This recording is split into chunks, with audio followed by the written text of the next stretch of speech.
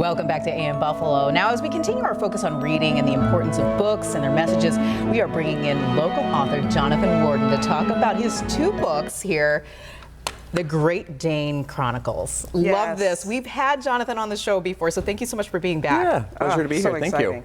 Thank you. Jonathan, we have to, can we just address, there's several things to address first of all, but can we just address your books tackle issues that not only kids but adults as well deal with. I love how you get right to the point in your books. Let's talk about that. What was your inspiration?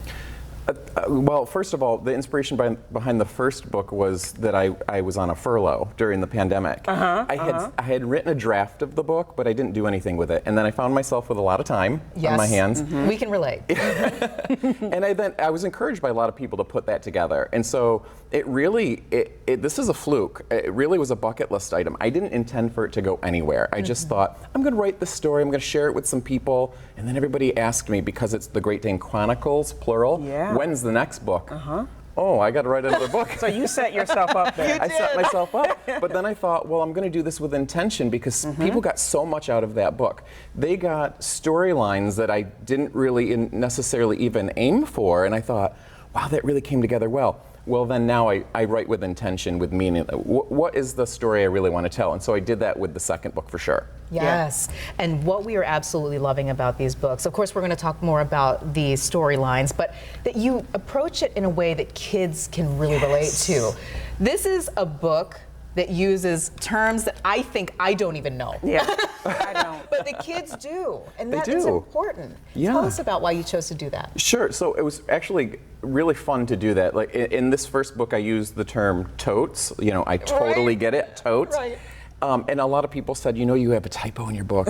And I said, I totes don't. I do not have a typo. And then in the second book, you know, we reference TikTok and kind of pop culture and things that are going on that kids are aware of. And so I really think it's important to thread that in and make it a little more personable. And I find a lot of interest in that. My third book, which comes out soon, which I know we'll talk about, has even more of those references. Yeah. Yes, before we talk about your third book, let's talk about what you were saying about how this is really in demand right now. These books are available, again, at so many libraries. You can go find this book at your library. Tell us about why the distribution has been like amazing for you. It's crazy about the distribution, and it's kind of all come to me. I've been so grateful for that. I really have to thank Project Flight, both Betty and Geraldine, for putting this in all of the libraries of Western New York. All of Erie County has these books as a gift. Congratulations. Yes, They purchased and gave that book to all the libraries. Following that, the mayor included it in the mayor's summer reading program, Reading Rules.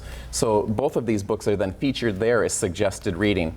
On top of that, it then just went national. It's now available at Target, Walmart, BarnesandNoble.com, it's Amazon, and all of this kind of just came to me, and I've really had to react quickly.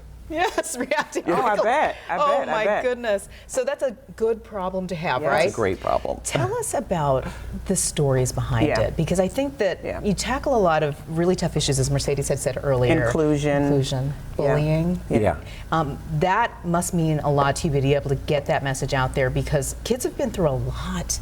They've been through a lot in the past 2 to 3 years. I mean, even before that.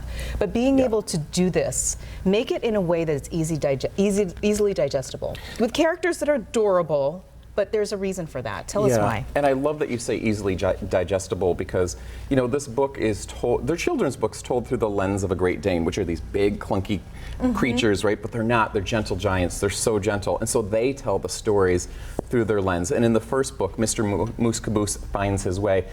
It's the story is in the title. It's self-discovery, figuring out who he is. You know, so he's from Buffalo, but he's not a buffalo. He looks like a cow. He's not a cow.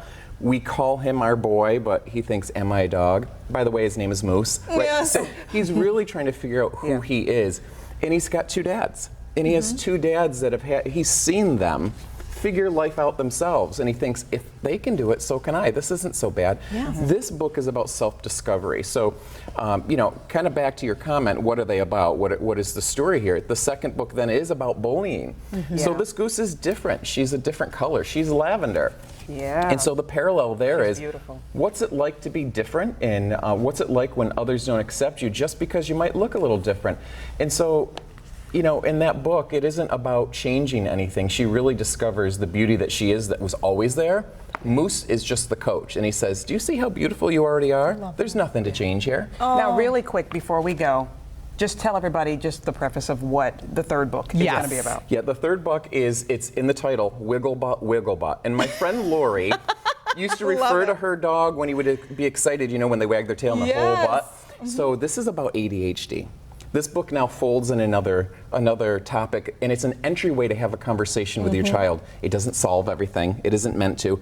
It's one conversation. It's one entry point to that excitability or the inability to focus, which we see in our dogs too sometimes, right?